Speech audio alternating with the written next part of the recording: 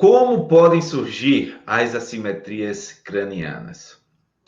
Do ponto de vista, vamos dizer assim, fisiológico, natural, as assimetrias cranianas, elas advêm da criança ao adolescente e o adulto, ou seja, do bebezinho, ele já começa a ter um padrão de assimetria, tá? Um padrão de assimetria.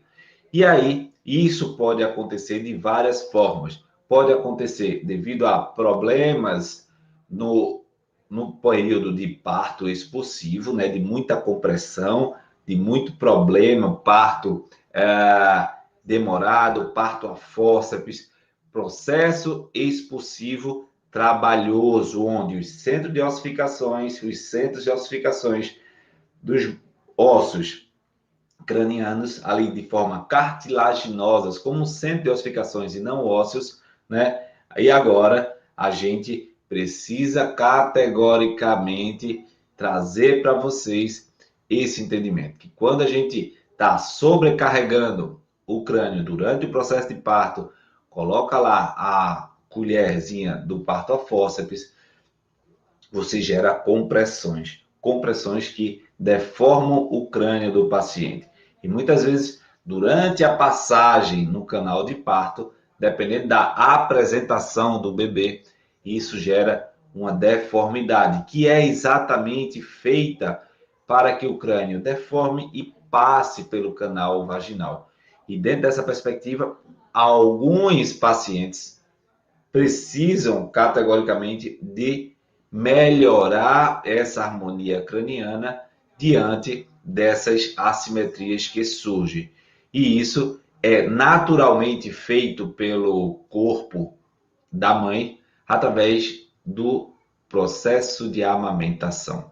O processo de amamentação, o bebê coloca a boca no peito da mãe e essa pressão de sucção vai gerando pressões, dissipando pressões intracranianas e essas pressões intracranianas vão devolvendo o equilíbrio.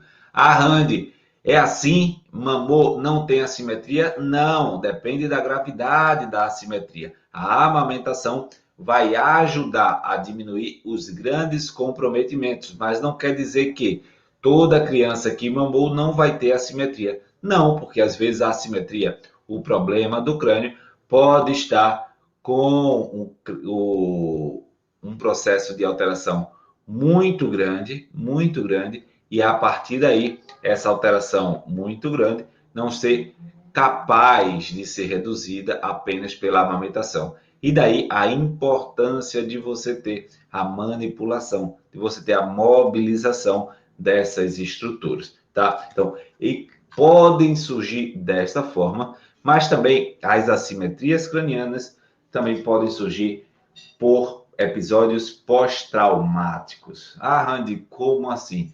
Episódios pós-traumáticos, tanto traumas do ponto de vista vascular, né, encefálico, onde tem hemorragias e precisa traumatizar o tecido, tirar e depois colocar uma placa de titânio, muitas vezes. E dessa perspectiva, você tem um afundamento, uma alteração de composição desse crânio. O que altera a inervação, o que altera a propriocepção, o que altera toda a sensibilidade da região. Partindo desse princípio, tá? Também existem as outras alterações, como as fraturas, né? Por traumas comumente acontecidos em acidentes automobilísticos, em quedas da própria altura, em quedas de árvore, de muro, que podem alterar a conformação desse crânio, gerando as assimetrias, tá? E aí os crânios alterados vão, consequentemente, comprometer a harmonia do sistema estomatognático nessa perspectiva. E dentro dessas possibilidades deste surgimento, né, por que você precisa avaliar a presença das assimetrias cranianas? Porque, como o nome já fala, a assimetria craniana é uma falta, pelo prefixo a assimetria, de simetria, de igualdade, de paralelismo, de equilíbrio. E dentro dessa falta de simetria, nós temos a articulação temporomandibular, que vai sofrer imediatamente pelas alterações do crânio. E aí a gente já começa a entender isso aqui, de base. Eu quero que você pegue só essa raiz do crânio, só essa base de crânio. Ó, base de crânio. Se eu tenho uma articulação temporomandibular, que é articulada pelo processo do côndilo da mandíbula de um lado e outro processo condilar e articulado com o temporal. Ou seja, eu tenho um osso ímpar, que é a mandíbula, que precisa abrir e fechar, mas que, se o temporal de um lado e do outro tiver assimétrico, diante de uma assimetria craniana, ou seja, se ele tiver dessa forma, como vai estar a altura aqui da nossa articulação temporomandibular? Vai ficar uma mais acima e a outra mais abaixo. Uma mais acima e a outra mais abaixo quer dizer o quê? Que os músculos mastigatórios de um lado vão ter uma tensão e os músculos mastigatórios do outro vai ter outra tensão. Porém, aqui embaixo vai se localizar o osso ióide. E o osso ióide possui tramas musculares, que são os supra-ioideus, tanto para frente como para cima, para pegar a língua, como posteriormente para o crânio, aqui atrás. E dentro desse equilíbrio, as alterações de simetria vão conduzir o nosso paciente a uma biomecânica alterada. E esta biomecânica alterada vai conduzir você a uma sobrecarga dessas estruturas, a uma sobrecarga inflamatória de tecidos que vão ser utilizados, sobrecarregados de forma muito intensa. Então, se eu tenho uma assimetria do crânio, eu tenho uma falta de paralelismo, onde os ossos vão estar assimétricos e eles são todos, olha aqui, articulados. O occipital se conecta com o temporal, que se conecta com o esfenoide, que se conecta com o frontal, que se conecta com o parietal. Tudo isso depende de uma harmonia para poder funcionar bem. E dentro dessa harmonia, a ausência dessa harmonia vai conduzir você a estratégias compensatórias, principalmente a nível de ATM, a nível da articulação temporomandibular. E desta forma, você precisa estar atento. Você precisa entender que o seu paciente precisa de uma análise cuidadosa das consequências dessa assimetria. E essa assimetria também, se a gente for falar do ponto de vista ascendente, se a gente perde o paralelismo, a gente perde a harmonia da articulação da cervical com o crânio. E essa alteração vai tirar o eixo da coluna cervical, podendo, assim, a disfunção crânio-cervical está associada diretamente a essa assimetria e associada diretamente às dores temporomandibulares. Tá claro para você, gente? Tá claro para você isso? Veja como a gente vai construindo essa perspectiva. Veja como a gente vai conduzindo você ao entendimento. E dentro dessa perspectiva, coloquem aí, tá claro, tô aprendendo, muito claro. Ok, coisa boa, Érica, coisa boa, Lucicléa, coisa boa. E aí, gente, quando nós temos um paciente com esse tipo de disfunção, principalmente crianças, tá? Que falando em assimetria, tem uma capacidade tecidual de ser reequilibrada mais fácil, você consegue trabalhar e avaliar bem. E como você vai trabalhar esse paciente? Como você vai entender essa assimetria para o seu paciente viver melhor, sem dor, sem queixa, sem sobrecarga, mais equilibrado? De fato, você tem que entender que a assimetria craniana ela tem seus pontos de fixações. Tem as suturas cranianas, tem as articulações. Deixa eu te falar uma coisa. Se eu tenho, olha só, assimetria craniana, essa assimetria vem oriunda de traumas, empurrões, deslizamentos. E esses traumas, empurrões e deslizamentos vão se afetar o temporal, comprometer o esfenoide, comprometer o occipital, comprometer o outro lado do temporal e compromete também o outro lado do esfenoide. E dentro dessa perspectiva, o que é que você precisa entender? Onde estão essas deformações e quais as repercussões fisiológicas, físicas que levam o seu paciente a sofrer disso. E por isso que você deve considerar no momento que desejar atender o seu paciente para eliminar a dor dele de forma rápida, entender que existe uma causa para uma biomecânica, uma abertura, um fechamento da boca de forma equilibrada, que pode ser lá de cima, ascendente, devido à incongruência da sua origem de um lado e sua origem do outro, a sua ATM lateral e contralateral. Caraca! Coloca aí, gente, caraca! E você pode atender isso recuperando cada articulação entre cada osso. Entre cada osso. Por quê? Se ele foi deformado, pressão, deformado e repercutiu no restante, o que é que impede que você organize essa assimetria através da correção do problema base e através da correção do problema base você harmonize o funcionamento desse crânio. Harmonize o funcionamento desse crânio. Após você entender que, por exemplo, ele começou por trás, então tem que reequilibrar o occipital para que essa força reacional importantíssimas, diretamente relacionadas com isso.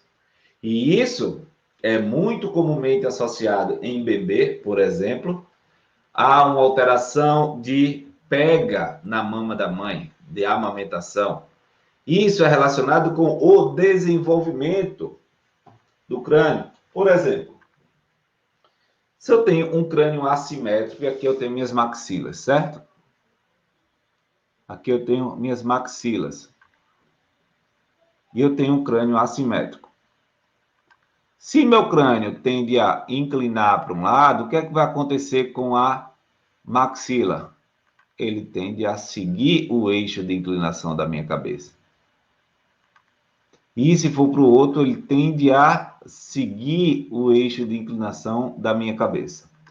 E a partir daí, esse eixo de inclinação vai fazer com que um palato seja mais raso e o outro mais fundo.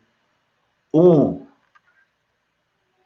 maxilar de um lado sendo mais baixo do que o outro, levando a contatos prematuros, levando a disfunções importantes, principalmente porque essas estruturas têm ramificações proprioceptivas importantes. Tem ramificações associadas com o nervo trigêmeo, lá com o núcleo mesencefálico do trigêmeo, que vai reger essa propriocepção, essa aferência.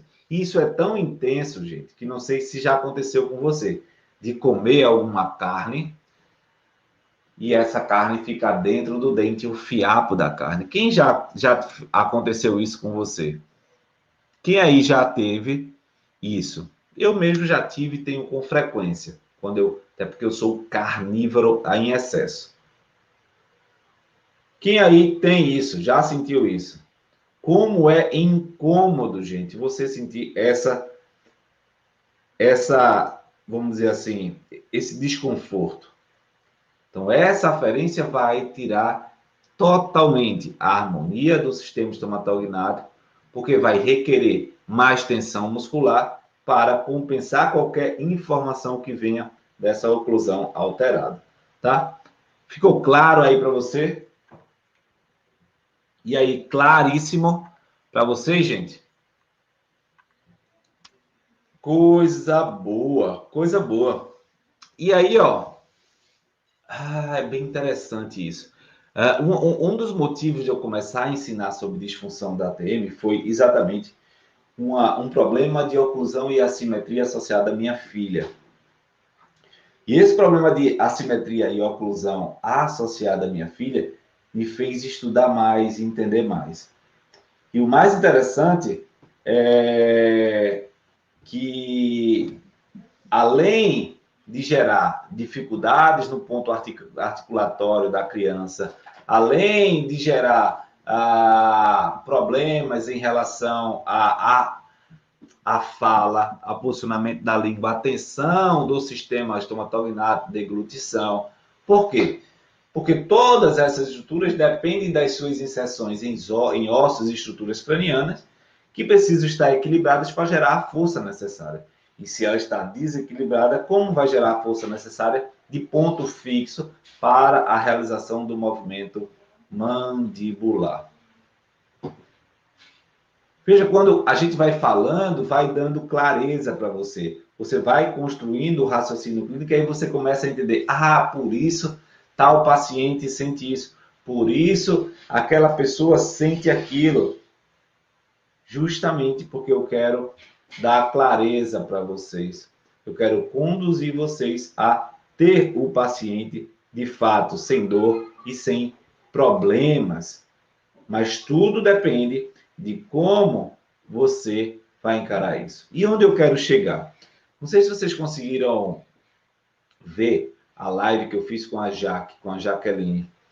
A Jaqueline é uma das minhas alunas que ela fez exatamente o nosso curso devido à necessidade da sua filha, né? Isso, exatamente, da sua filha. E essa necessidade da sua filha, Mel, ela tinha um histórico de mordida cruzada, de assimetria craniana, de precisar uma abordagem de reequilíbrio craniano para melhorar a oclusão. Ela também falou na live sobre o sobrinho dela. Ela falou na live sobre isso. O sobrinho dela estava com mordida cruzada, ela começou a trabalhar e essa mordida cruzada e essa assimetria foi diminuída devido ao atendimento precoce.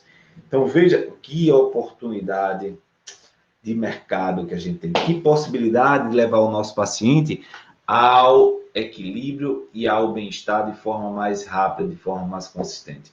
E é isso que eu quero que vocês tenham acesso, porque poucas pessoas hoje têm e poucos pacientes estão sendo beneficiados.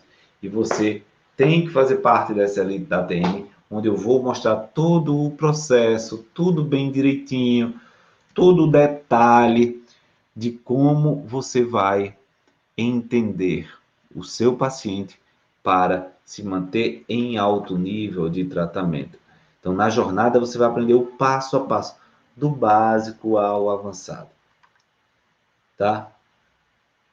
E aí, quando você tem pacientes, por exemplo, que vai deglutir, que vai mastigar e a língua faz movimentos diferentes, que tem uma disfunção em relação a isso, o crânio deve ser trabalhado. E o fono deve ser indicado, por exemplo, se tiver relação com a língua. Mas, propriamente, antes até mesmo do fono trabalhar, precisa reequilibrar as tensões cranianas para que essa repercussão comece a equilibrar as tensões intracranianas. Veja como faz sentido para vocês, gente? Faz sentido para vocês tudo isso daí? E que é mais comum do que a gente pensa. E a gente precisa estudar para se capacitar e gerar resultados nesses pacientes. E por isso que eu estou, na segunda-feira, trazendo passo a passo dessa metodologia para que você possa entender como é possível fazer parte da elite da ATM, como é possível ser um profissional de alto nível que gere resultado. Tá? E a criança, sim, deve ser tratada o quanto antes. Eu trato pacientes com 2 meses de idade. Na França, tem atendimentos logo após o parto dos bebês, para poder corrigir o crânio, para poder corrigir as disfunções presentes. E dentro dessa, vamos dizer assim, dessa necessidade que o corpo tem, você precisa remodelar, manipular a raiz dos problemas, e ao manipular a raiz dos problemas, o corpo tem uma capacidade maior de resposta. E o corpo com maior capacidade de resposta vai ter categoricamente, gente, categoricamente, uma melhora neurofisiológica. E aí o trigêmeo funciona melhor, o facial funciona melhor, o vestíbulo coclear, relacionado com a audição e disfunções vestibulares, tudo isso vai funcionar melhor quando você corrige, quando você aprende, tá? E a partir de segunda a gente vai construir essa perspectiva clínica, tá? E aí, ó, muita gente faz, Andy, não sei como tratar a assimetria. Isso é um dos pontos bem difíceis da gente explicar. Mas a assimetria craniana, quando você tem pacientes com quadros assimétricos importantes, você precisa entender o seguinte, principalmente no bebê, principalmente na criança. Todos estão atentos, estão anotando aí, anotem que isso é informação de rodapé e que vocês, poucos, devem ter ouvido falar sobre isso já, tá? E na segunda será 20 horas, a aula vai ser liberada 20 horas, tá? Aula inédita.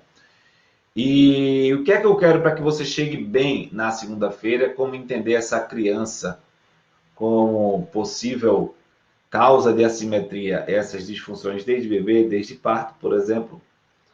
E você pode se ligar em uma coisa. Qual é a característica de desenvolvimento do crânio?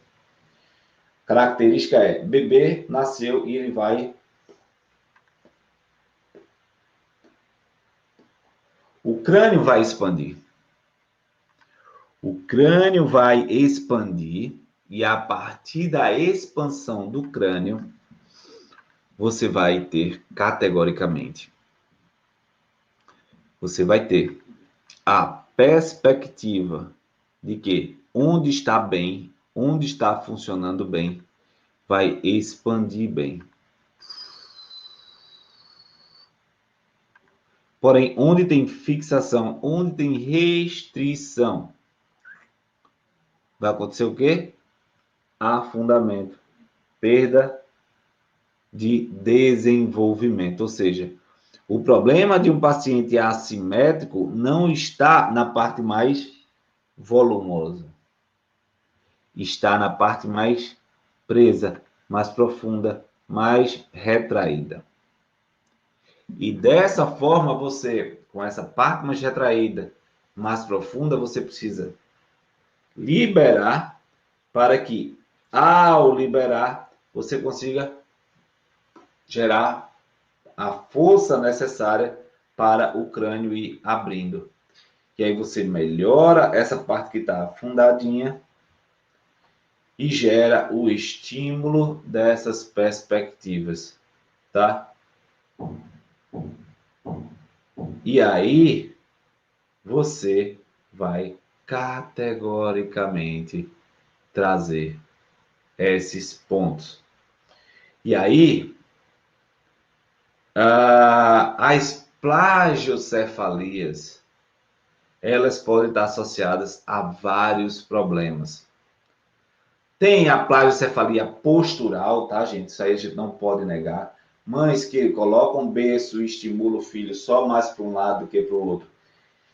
E aí, pressão de travesseiro, pressão de cama, pressão nessa porção, vamos dizer, cartilaginosa, vai gerar a deformação do crânio da criança.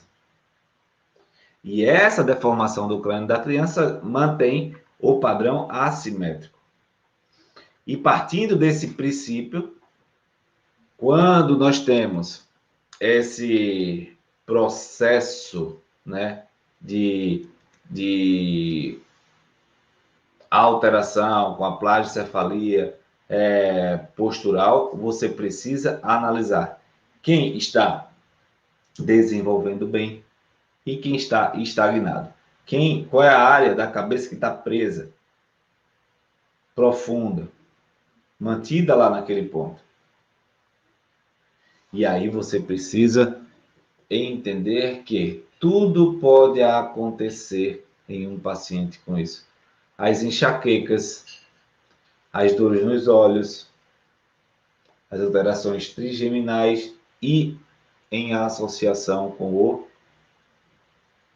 sistema estomatognático.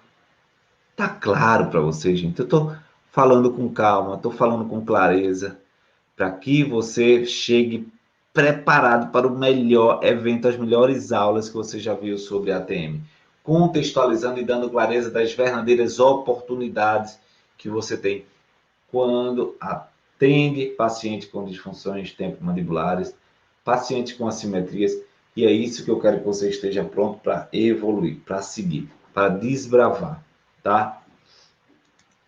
Dentro dessa perspectiva, você precisa exatamente rever a prioridade que você está dando. Qual a prioridade que você está dando para a análise funcional? O que é que você percebe no seu paciente? Então, vai lá e restringe o comprometimento. Vai lá e altera as disfunções. Vai lá e eleva a qualidade biomecânica e funcional do corpo do paciente. Tá? Show? Show! Coisa boa, coisa boa, coisa boa demais, tá? Coisa boa demais. Gente, só um parêntese aqui, para a gente conduzir tudo isso para vocês. Outra coisa é não saber como tratar. Não saber como tratar. Não saber como tratar, eu entendo muito e eu recebo muitos alunos perguntando por isso, logo, somente assim que entra no curso, todo mundo ansioso para poder gerar resultado. Professor, como tratar isso? Gente, muita calma. Você vai ver que durante os testes avaliativos, você vai provocar disfunções, você vai sentir, você vai perceber tudo o que o seu paciente pode estar com problema e que pode estar repercutindo na oclusão. E isso pode decorrer de várias coisas, mas ao mesmo tempo você só tem uma forma de tratar independente do que você veja. E a forma de tratar que eu quero que você entenda é exatamente isso. Ver quem está em desenvolvimento, em expansão, entre cada sutura dessa, como está o posicionamento, como está a tensão entre cada sutura dessa. E aí, cada estruturinha dessa vai levar você para uma forma de entender o que o paciente tem e aí sim, você saber de fato como tratar. Você saber de fato por onde começar o atendimento do paciente. Porque isso vai determinar a cronologia, por onde você passa. Tá claro, gente, aí? Tá claro? Tá claro para vocês? Que demais, que demais. E quais são os benefícios maiores? Existem benefícios, vamos lá, 2 benefícios diretos a curto prazo. Primeiro, é você se tornar autoridade e referência no assunto, onde não existem grandes demandas, vamos dizer assim, grandes profissionais no Brasil. E, aliás, no mundo. Então, quando você aparece, é você que faz isso, você que vai andar em parceria com o odontopediatra. É você quem vai estar ali junto com o pediatra propriamente dito.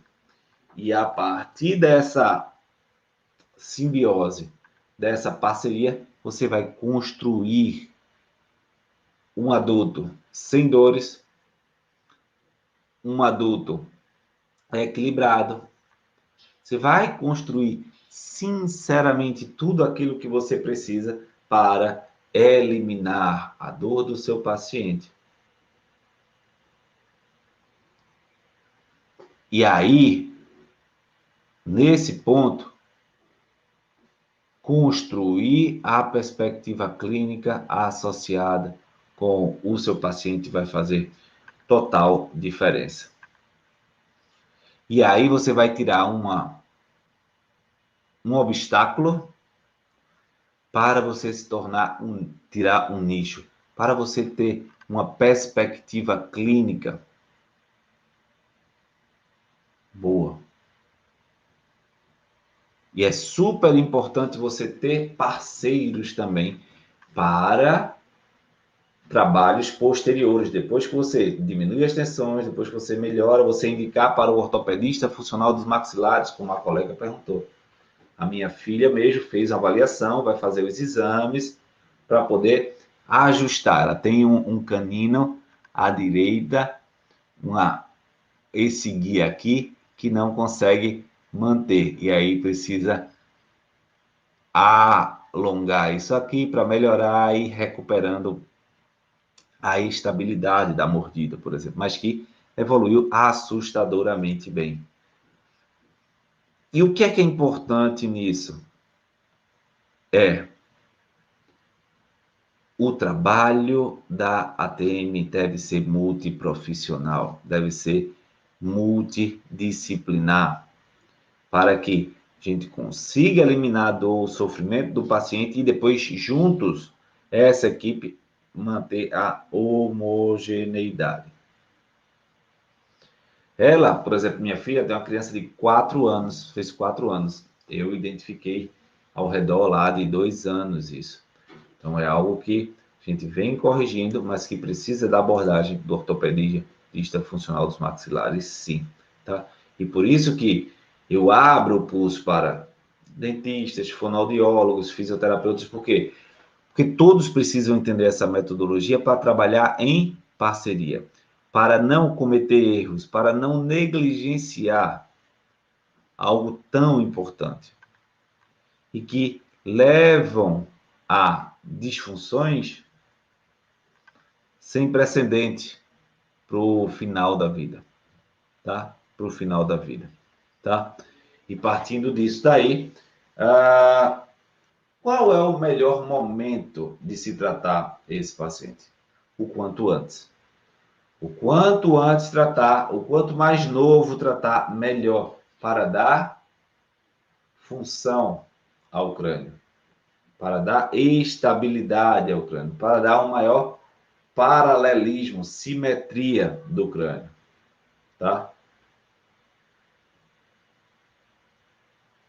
Não é demais? E aí, o que é que você precisa entender? E isso é bem fácil. Você deve ver de forma bem comum a quantidade de pacientes que chega em seu consultório, onde esses pacientes chegam no consultório com dores cervicais, dores de cabeça. E quando você olha para ele, o crânio é todo tortinho, o crânio é todo alterado. Se você for olhar para mim, ó, todos nós temos. Esse lado é mais baixo do que esse. Mas o problema em si não está só na assimetria, está como essa assimetria foi instalada e por quanto tempo existe essa disfunção. Por quê? O tempo vai dizer se existe uma retração biomecânica e repercussão neuromuscular também. Isso faz total diferença para você conduzir o raciocínio clínico. Tá? Total diferença para você conduzir o raciocínio clínico. Faz você ter outro nível, tá? E aí a gente vai reequilibrando a função em parceria. Em parceria. Tá? Vai interferindo no equilíbrio, na propriocepção, vai interferindo o que eu falei para vocês agora há pouco. A perspectiva da mordida, ela vai ter a ver com essas assimetrias e como, desde lá de criança, isso vai surgindo, né? Interferindo na inervação, interferindo na articulação entre a cervical e podendo gerar escoliose a longo prazo, podendo gerar disfunções importantíssimas no seu paciente. Valeu? Tchau, tchau. Tudo de bom para vocês. Valeu!